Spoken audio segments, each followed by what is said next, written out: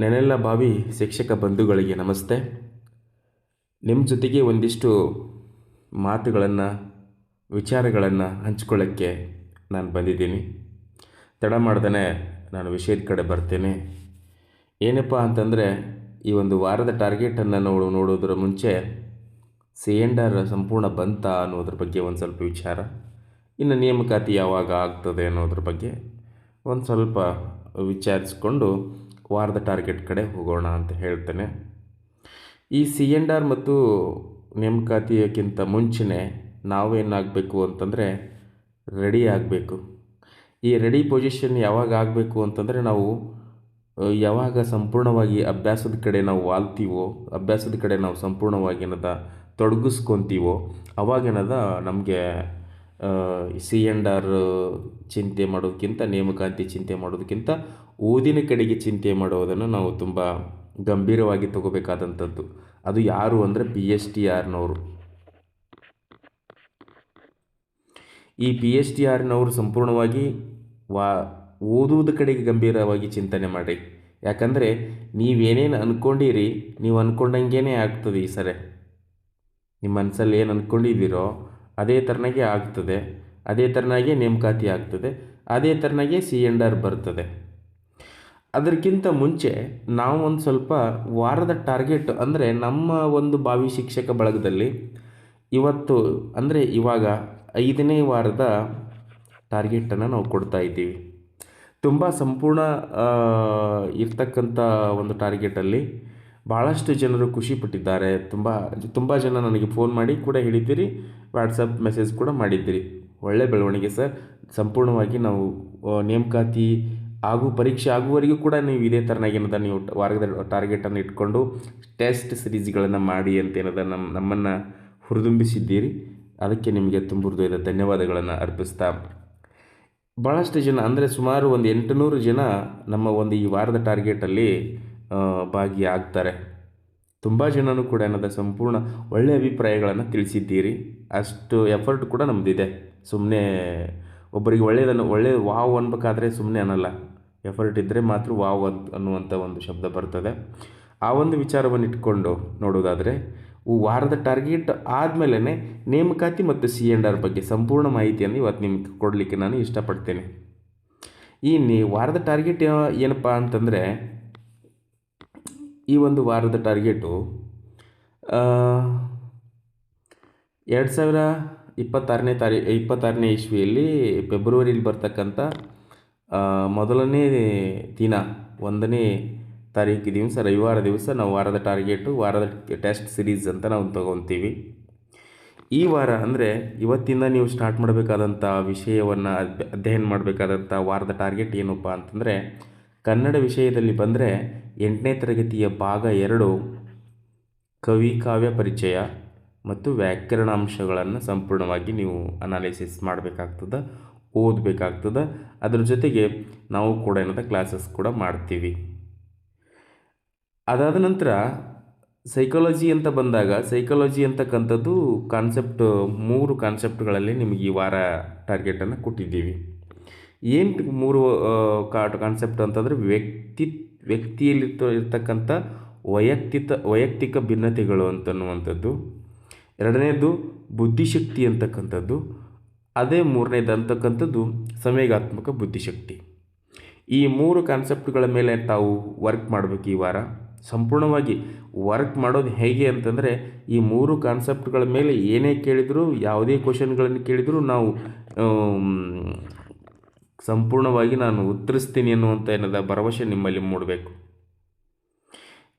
ಅದಾದ ನಂತರ ಈ ವಾರದ ಟಾರ್ಗೆಟಲ್ಲಿ ನೀವು ಹೇಗೆ ನೀವು ಜಾಯಿನ್ ಆಗಬೇಕು ಅಂತಂದರೆ, ಇಲ್ಲಿ ನಂಬರ್ ಇದೆ ನೋಡಿ, 8497821240 ನಂಬರ್ಗೆ ನೀವು ನಿಮ್ಮ TET ಪೇಪರ್ 1 ಮಾರ್ಕ್ಸ್ ಕಾರ್ಡನ್ನು ನಮಗೆ ಕಳಿಸುವುದ್ರ ಮೂಲಕ ನೋಂದಣಿ ಮಾಡಿಕೊಳ್ಳುವಂಥದ್ದು ನಿಮಗೆ ಇರ್ತದೆ.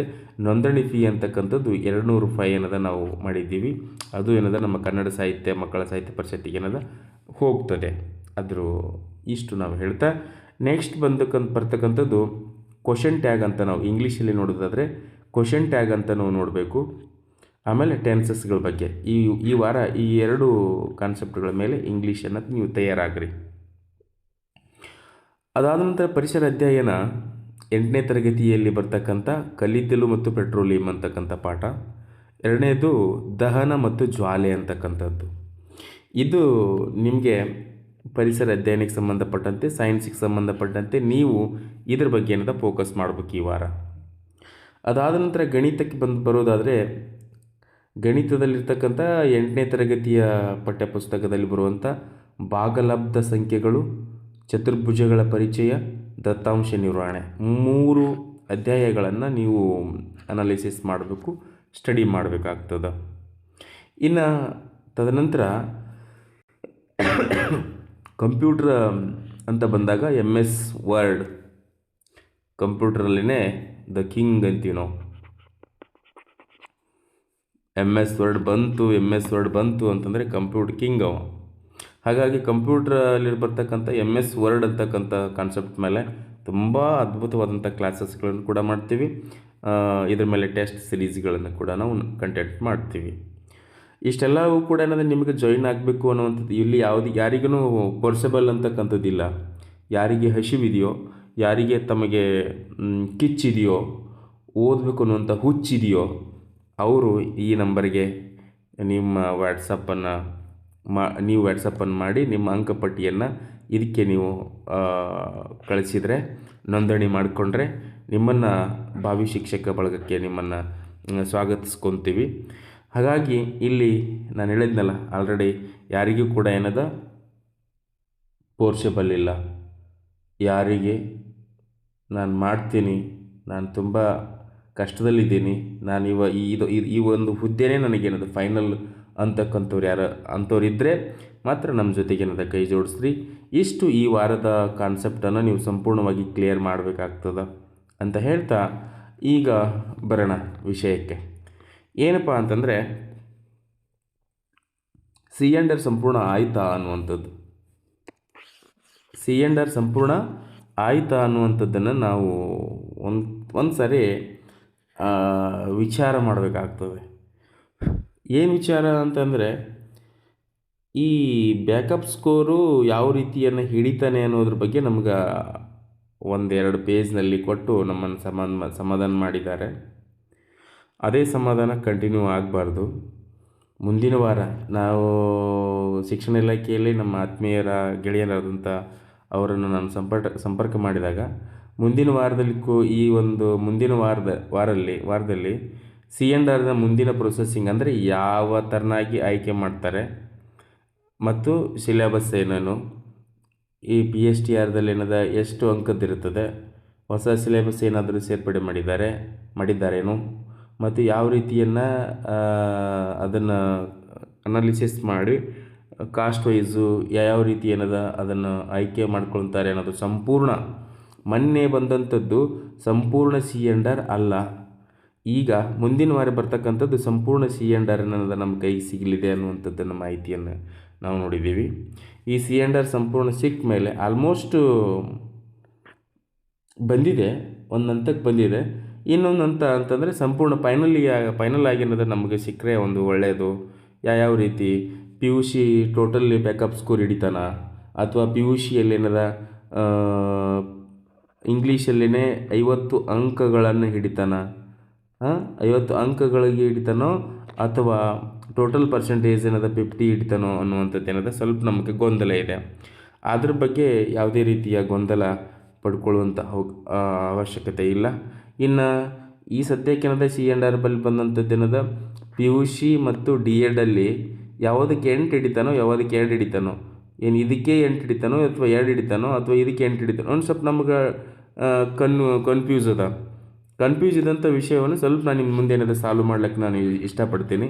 ಏನಪ್ಪ ಅಂತಂದರೆ, ನಮಗೆ PSTR ಅಂದರೆ PSTRಗೆ ನಮ್ಗೆ ಟೀಚರ್ ಆಗಬೇಕಾದ್ರೆ ಮೇನ್ ಇಂಪಾರ್ಟೆಂಟ್ ಏನದ ಒಂದು ಕಾನ್ಸೆಪ್ಟು ಮತ್ತು ಏನದ ಒಂದು ಅರ್ಹತೆ ಅಂತಂದರೆ D.Ed. ಈ D.Ed ಇಂಪಾರ್ಟೆಂಟೋ PUC ಇಂಪಾರ್ಟೆಂಟೋ ಅನ್ನುವಂಥದ್ದು PSTRಗೆ.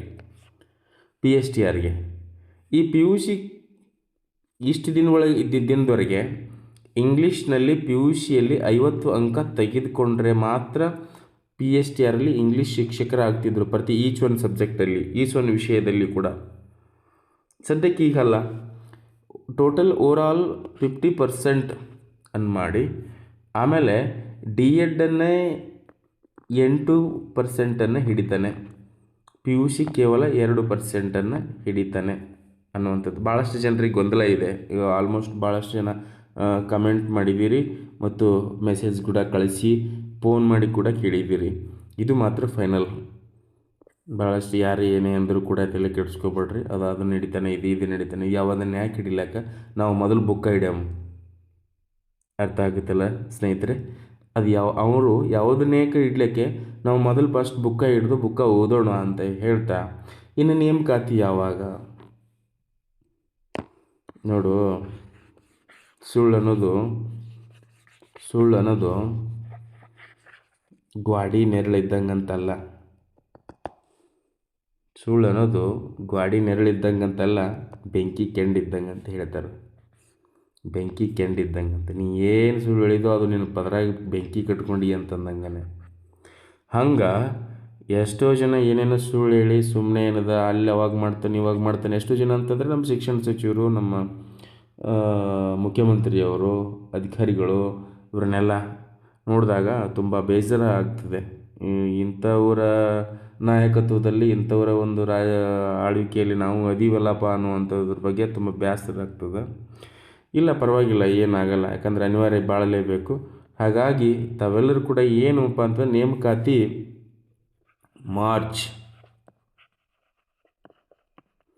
ಮಾರ್ಚ್ನಲ್ಲಿ ಖಂಡಿತವಾಗಿ ಸಿದ್ದರಾಮಯ್ಯ ಅವರ ಇಡೀ ಎಲ್ಲರೂ ಬಂದು ಕೂಡ ಈ ಒಂದು ಈ ಒಂದು ಮಾರ್ಚ್ ನೇಮಕಾತಿಗೆ ಅನುಮೋದನೆ ಕೊಡ್ತಾರೆ. ಒಂದು ನೇಮಕಾತಿ ಕಾರ್ಯಕ್ರಮ ಅಂತಲೇ ಮಾಡಿಕೊಂಡ್ರು ಕೂಡ ಪರವಾಗಿಲ್ಲ.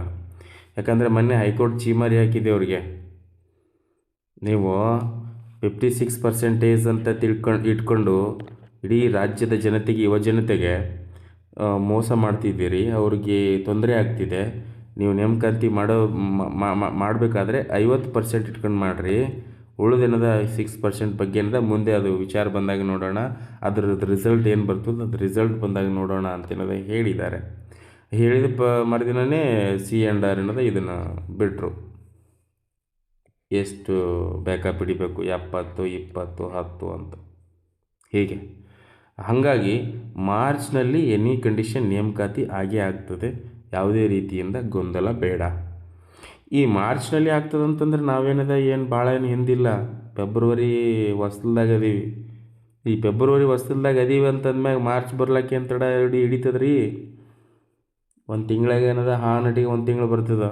ಹಾಗಾಗಿ ನೀವೇನು ಮಾಡಬೇಕು ಅಂತಂದ್ರೆ 1 ತಿಂಗಳೊಳಗಡೆ ಬಂದಂಥ ವಿಷಯವನ್ನು ಅದ್ರ ಬಗ್ಗೆ ನಾವು ಯಾವಾಗ ನೇಮಕಾತಿ ಮಾಡ್ತಾನಂತ ಬರೀ ಇವಾಗಿನ ಯುವಕರು ಈ ಸದ್ಯಲ್ಲಿ PSTR ನೇಮಕಾತಿ TET ಪಾಸಾದಂಥವ್ರದ್ದು ಮೊಬೈಲ್ ತೆಗೆದು ಯೂಟ್ಯೂಬ್ ಸರ್ಚ್ನ್ಯಾಗ ನೋಡಿದಾಗ ಬರೀ ಇದೇ ಅದ ರೀ. ನೇಮಕಾತಿ ಯಾವಾಗ, PSTR ನೇಮಕಾತಿ ಯಾವಾಗ, C&R ಯಾವಾಗ ಬರ್ತದೆ, ವಿಷಯದ ಬಗ್ಗೆ ಸರ್ಚ್ ಮಾಡಿದವ್ರು ಒಬ್ರದ್ದು ಇಲ್ಲ. ಒಬ್ಬರನ್ನ ಅನಾಲಿಸಿಸ್, ಒಂದು 10 ಜನರ ಅನಾಲಿಸಿಸ್ ಮಾಡಿ ನಾನು ಈ ಪರ್ಸೆಂಟೇಜ್ ಮ್ಯಾಗ ಹೇಳ್ತಾ ಇದ್ದೀನಿ. ಅದೀರಿ ಎಲ್ಲರೂ ಏನದ ವಿಷಯದವನ್ನು ಸರ್ಚ್ ಮಾಡಿಕೊಂಡು ಓದ್ಕೊಂಡು ಆ ಪಾಠದ್ದು ಆ ವಿಷಯದ್ದು ಸರ್ಚ್ ಮಾಡಿ ಓದೋರು ಇದೀರಿ. ಇಲ್ಲ ಅಂತ ಹೇಳ್ತಿಲ್ಲ. ಮಿನಿಮಮ್ ಒಂದು 80% ಬರೀ ಏನು ಸರ್ಚ್ ಮಾಡ್ತಾರಂದರೆ ಯಾವಾಗ ನೇಮಕಾತಿ ಅಂತ ಹೊಡೆದು ಬಿಡ್ತಾರೆ. ಅದು 2 ವರ್ಷನೂ 3 ವರ್ಷದ ಹಿಂದಿಂದ ಹಳೆ ವಿಡಿಯೋಗಳು ಏನದ ಯೂಟ್ಯೂಬ್ನಾಗ ಬಂದುಬಿಡ್ತಾವೆ.